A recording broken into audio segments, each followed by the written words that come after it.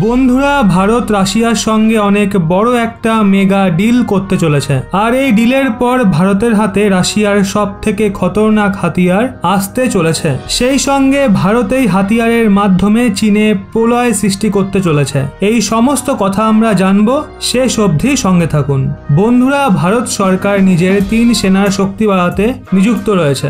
আর France, Israel এবং রাশিয়ার মতো দেশের সঙ্গে লাগাতার হাতিয়ারের বড় বড় ডিল করা হচ্ছে।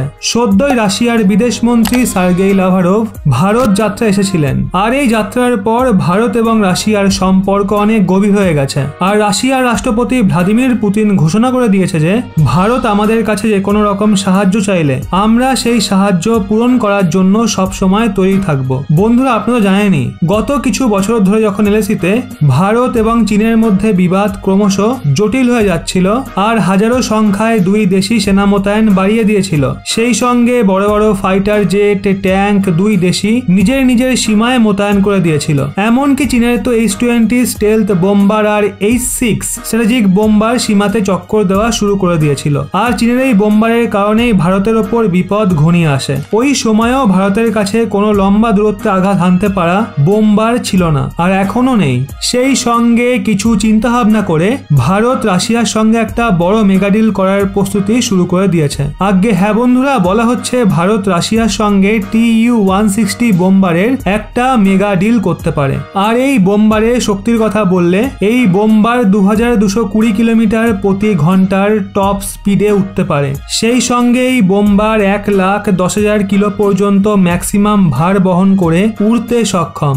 আর বন্ধুরা, এর বিশেষ ব্যাপার হলো এই বোম্বার নিউক্লিয়ার মিসাইল দিয়েও হামলা করতে পারে, যা ভারতের শক্তিকে আরো বেশি বাড়াবে। আর এর আরো একটা বিশেষত্ব হলো ভারত এতে নিজের স্বদেশী নিউক্লিয়ার মিসাইল অ্যাড করে ধ্বংসলীলা শুরু করতে পারে। আগে হ্যাঁ বন্ধুরা, বলা হচ্ছে যদি ভারত 5টা Tu-160 বোম্বার নিয়ে নেয় তো ভারত চীনের H-6 স্ট্র্যাটেজিক বোম্বার এবং আরো চীনা বোম্বারকে নাস্তানাবোধ করতে পারে। তো বন্ধুরা, ভারতের প্ল্যানিং হলো এখন আমাদের কাছে বর্তমান সময় একটাও বোম্বার নেই। আর এই কমতিকে পূরণ করার জন্য আমরা রাশিয়ার থেকে Tu-160 বোম্বারকে লিজে নিতে পারি। এর ফলে আমাদের কমতি এবং প্রয়োজনীয়তা দুটোই মিটবে। সেই সঙ্গে যখন আমাদের নিজেদের স্বদেশী বোম্বার তৈরি হয়ে যাবে তখন আমরা এই বোম্বারগুলো রাশিয়াকে ফেরত দিয়ে দেব।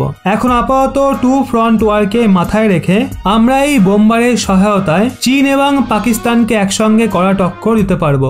আর চীনকেও জানিয়ে দেওয়া উচিত ভারতের শক্তিও কারোর থেকে কম নয়। আর চীন পাহাড়ি এলাকায় ভারতের সামনে বাচ্চা। এই নিয়ে আপনাদের কি মনে হয়, ভারতকে কি রাশিয়ার থেকে Tu-160 বোম্বার লিজে নেওয়া উচিত? হ্যাঁ নাকি না, অবশ্যই কমেন্টের মাধ্যমে আপনার উত্তর জানান।